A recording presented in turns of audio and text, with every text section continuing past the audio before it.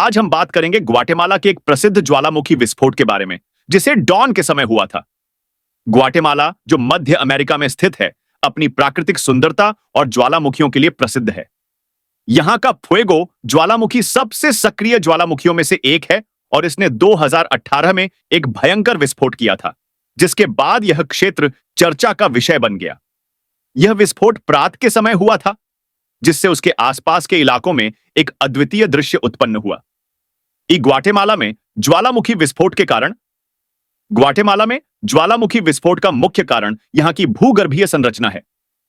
Guatemala मध्य अमेरिकी ज्वालामुखीय belt में स्थित है, जहां कई सक्रिय ज्वालामुखी स्थित हैं।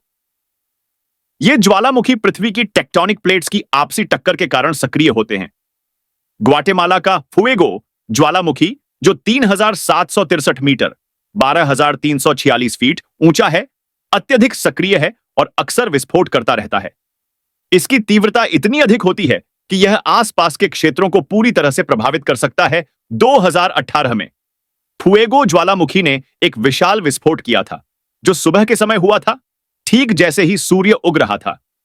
उस समय वातावरण में एक रहस्यमय चुप्पी थी और अचानक ज्वालामुखी से बाहर निकलने वाला लावा और राख का गुब्बार आसमान में फैलने लगा।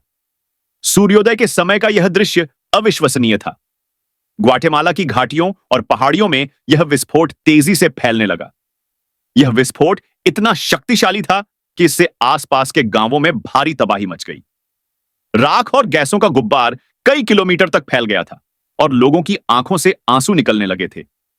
विस्फोट के बाद फुएगो ज्वालामुखी से निकलने वाले लावा और राख ने पास के गांवों को बुरी तरह से प्रभावित किया।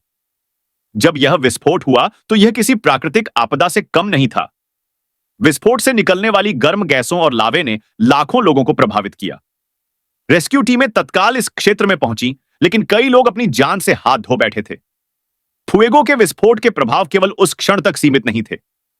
विस्फोट के तुरंत बाद आसपास के गांवों में मलबा और राख फैलने लगे थे। ग्वाटेमाला के विभिन्न हिस्सों में लोगों को उनके घरों से बाहर निकालने की प्रक्रिया शुरू हो गई थी। ज्वालामुखी से निकला लावा सड़कों, घरों और कृषि भूमि को नष्ट करता गया। खेतों में उग रहे धान, कॉफी और अन्य फसलें राख में दब गईं। लाखों डॉलर का नुकसान हुआ और हजारों लोग अपने घरों से बेघर हो गए। इसके अलावा यह विस्फोट पर्यावरण पर भी गहरा असर डालने वाला था।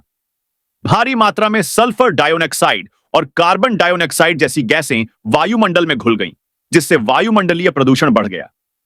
यह वातावरण में ताजगी को खत्म कर देता है और स्थायी जलवायु परिवर्तन का कारण बन सकता है।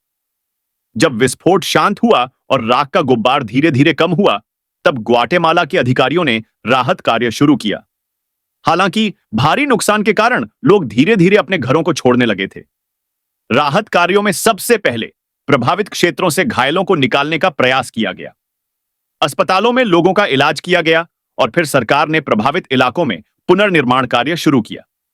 ग्वाटेमाला के लिए यह विस्फोट एक बड़ी चुनौती था, क्योंकि यह एक विकसित और सुरक्षित देश के रूप में पहचाना जाता है। इसके बावजूद ग्वाटेमाला के लोग आपदा के बाद एकजुट होकर अपने घरों को पुनर्निर्मित करने के लिए तैयार हुए।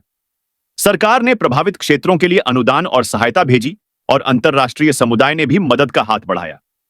ग्वाटेमाला में सक्रिय ज्वालामुखी केवल पर्यावरणीय खतरे का कारण नहीं बनते, बल्कि इनका एक वैज्ञानिक दृष्टिकोण से भी अध्ययन किया जाता है। इन ज्वालामुखियों का अध्ययन करने से हमें पृथ्वी की आंतरिक संरचना और भूगर्भीय गतिविधियों को समझने में मदद मिलती है। ग्वाटेमाला के ज्वालामुखी विस्फोटों से जलवायु परिवर्तन, मिट्टी की उपजाऊता और प्राकृतिक संसाधनों के वितरण पर भी प्रभाव पड़ता है। ग्वाटेमाला के ज्वालामुखी स्थानीय जीवन शैली और संस्कृति का भी हिस्सा है। यहां के लोग अपने ज्वालामुखियों को एक पवित्र स्थान मानते हैं और इन्हें पूजा अर्चना के माध्यम से सम्मानित करते हैं। स्थानीय लोग इन ज्वालामुखियों को अपनी ताकत और प्रकृति की शक्ति का प्रतीक मानते हैं। ग्वाटेमाला में ज्वालामुखी विस्फोटों का घटनाक्रम और उनके प्रभाव न केवल एक प्राकृतिक आपदा का परिचायक है, बल्कि यह हमारी पृथ्वी की आंतरिक प्रक्रियाओं को समझने में भी महत्वपूर्ण है। जब भी कोई ज्वालामुखी विस्फोट होता है, तो वह हमें पृथ्वी की अस्थिरता और गतिशीलता का एहसास कराता है। हालांकि ये विस्फोट विनाशकारी हो सकते हैं, लेकिन हमें यह भी समझना चाहिए कि पृथ्वी के जीवन चक्र का एक हिस्सा होने के नाते यह पूरी पृथ्वी के लिए प्राकृतिक रूप से महत्वपूर्ण है। ग्वाटेमाला का फुएगो ज्वालामुखी और उसकी भयंकर विस्फोट की घटना ने यह साबित कर दिया कि हम प्रकृति के प्रभाव से बच नहीं सकते, लेकिन इसका सामना कर हम एकजुट होकर पुनर्निर्माण और प्रगति की ओर बढ़ सकते हैं। इस अनुभव से हमें यह सीखने की आवश्यकता है कि प्राकृतिक आपदाओं से निपटने के लिए तैयार रहना चाहिए, ताकि हम भविष्य में ऐसी घटनाओं से प्रभावी रूप से निपट सकें। अगर आपको हमारी वीडियो अच्छी लगी है तो सब्सक्राइब और लाइक करें। धन्यवाद।